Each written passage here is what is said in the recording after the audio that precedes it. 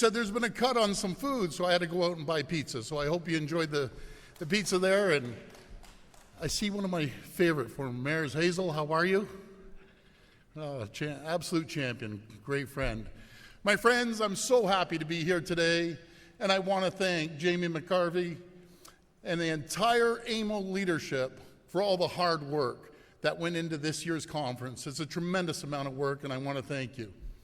I want a special thank you to Mayor Jim Watson. Jim, where are you here? There you are, right there. Jim, thank you. And I want to thank your whole council for hosting this in your absolute beautiful city of Ottawa.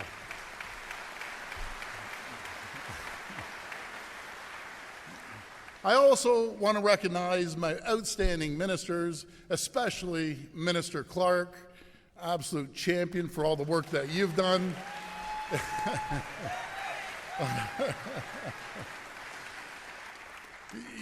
You know, Steve Clark's special. He's really special. He gets it. He gets what municipalities need. And again, I know you've worked day in and day out. We call him Clarky. Clarky, you've worked day in and day out. And I'm so proud of you and our entire team. We have the whole team here today. We have all the ministers. We have all the caucus members. And all combined, our team here is having, these are pretty staggering numbers here, 900 meetings over the course of this conference.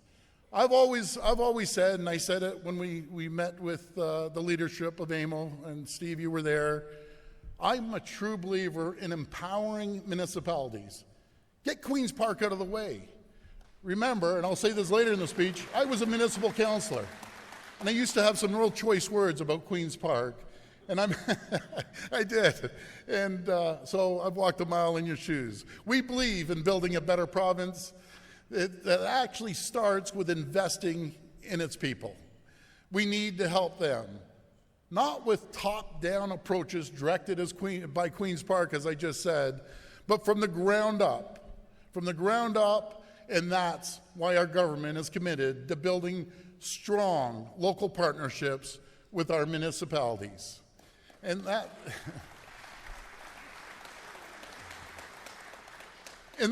starts with working with the municipalities to make historic, strategic, and local investments in our schools, our hospitals, transit, highways, and other critical infrastructure.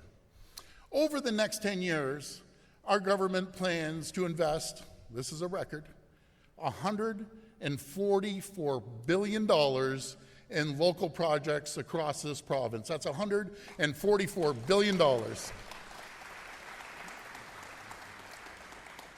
That includes over $90 billion alone in public transit and provincial highways to get people moving from point A to point B. We've nominated 350 projects to the federal government for key investment in transit, schools, and hospitals, including 201 transit projects outside, I repeat this, outside of the GTHA, as well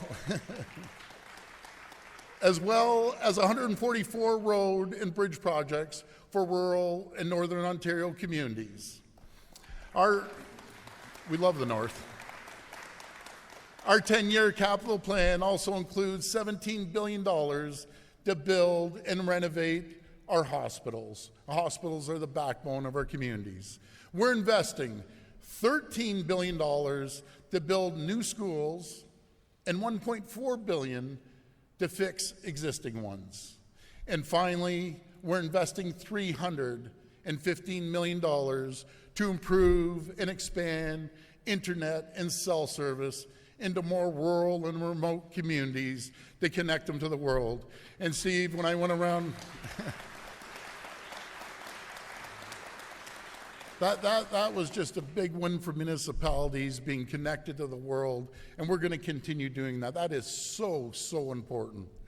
I'm really excited to be the first one to tell you today, right here on this stage, on September the 3rd, we will be opening up the intake for the community, cultural, and recreation streams for the federal ICIP program. My friends, take advantage of it. Take advantage of it, because I'm a big, big believer in community centers, hockey arenas, cultural centers. Again, I say the hospitals are the backbone of our healthcare in communities, but that's the backbone of communities when you're able to go to a community center. This represents $1 billion for important local projects like community centers, sports arenas, and cultural centers. We're giving you the time to prepare, and we're really looking forward to receiving your applications in September. That's what we mean by investing from the ground up. That's what we mean by investing in people. Which leads me to the reason why our government believes these investments in our local communities are absolutely critical. You know me, I believe in honest conversations. It's no secret that the province inherited a massive, massive debt, a massive deficit from the previous government. But not only did we inherit a massive deficit, we also inherited broken systems. Hallway healthcare, schools literally falling apart, overcrowded buses, students falling behind and failing math and social services, literally on life support. And that's why I say we have to work collaboratively together, and we need to do a better job, which we're doing by communicating and partnering. When I was at Cabinet the other day, I said the number one issue, and we're doing a lot better job at doing this, is we want to make sure we communicate. We work hand in hand with every single community and make sure we listen. That's an absolute priority.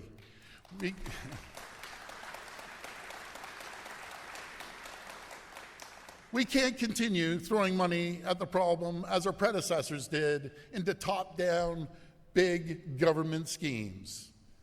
That is neither compassionate or sustainable. Instead, we're going to work to build Ontario's future together. Municipalities know how to make every dollar count because you know where it's needed most. Not a bunch of bureaucracy out at Queen's Park.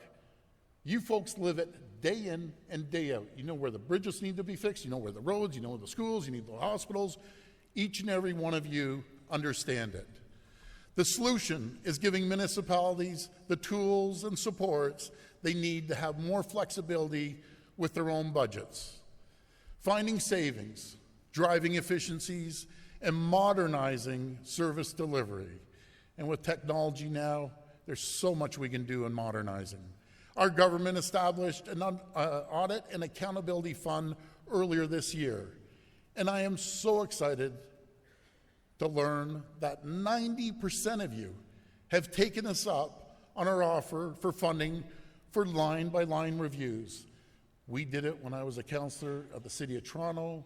We did it at the province. And again, I am so, so grateful for each and every one of you that took us up on our offer. Because we also offered this to the school boards as well. But only 2 out of 72 school boards took us up on it. It's very, very disappointing. This $7 million fund is an investment to help school boards and large municipalities protect core public services for the future generations. Our government also set up the Municipal Modernization Fund. That's $200 million to help 405 small and rural municipalities achieve efficiencies and plan for their future. We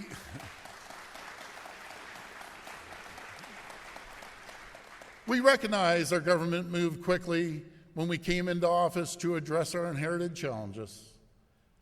But my friends, we're listening to you.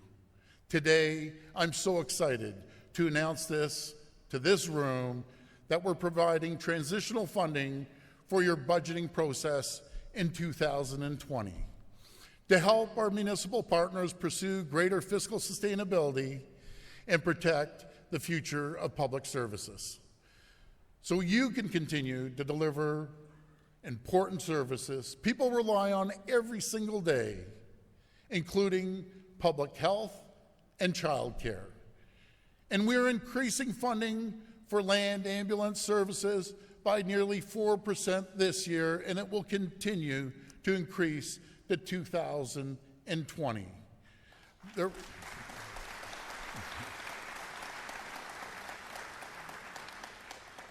There will also be no changes to the structure of the Ontario Municipal Partnership Fund for 2020 to provide you with greater flexibility.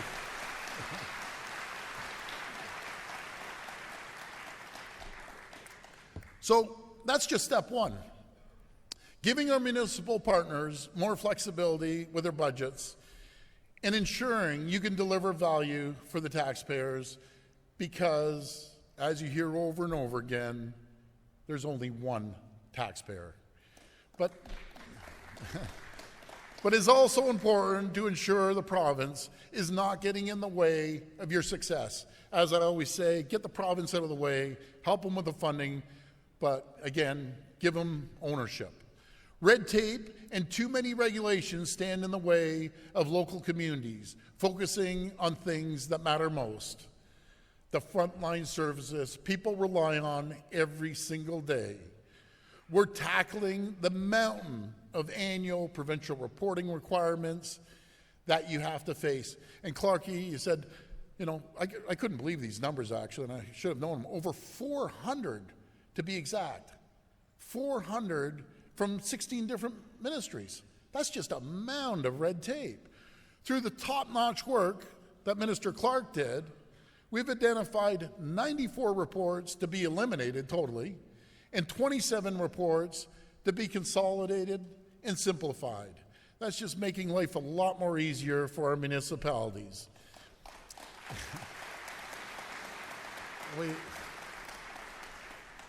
We gave you back your voice when it comes to hosting renewable energy projects. Our government scrapped that awful Green Energy Act, one of the worst pieces of legislation ever, that stripped local communities of your voice in these planning decisions. All of a sudden they wake up and there's 100 windmills in the backyard there. That was absolutely ridiculous. Reducing red tape is also a big part of our housing supply action plan.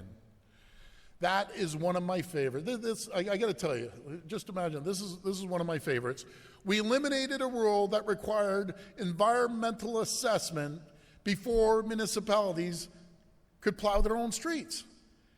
The people at home are sitting thinking, you really have to have an environmental assessment before you can plow your own streets?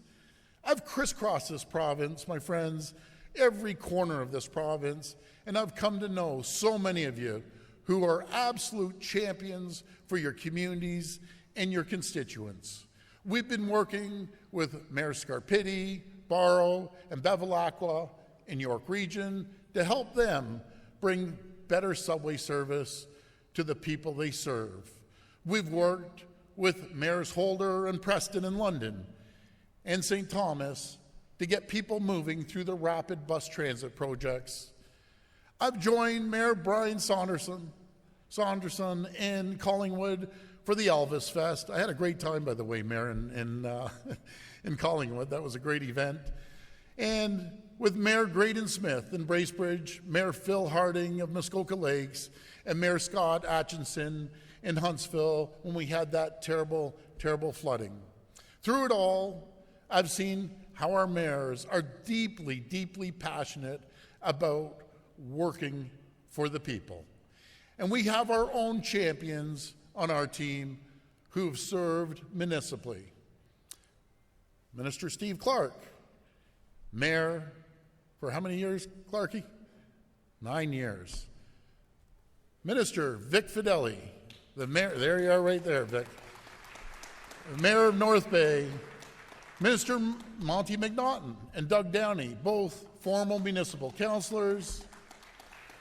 And there are many others on our team who have been in your shoes and who have worked to leave their communities better than they found them. As I said earlier on, I was a Toronto City Councillor for 4 years myself. I was on the budget looking line by line, just like each and every one of you. I'll never forget the day I walked in the office with my brother Rob.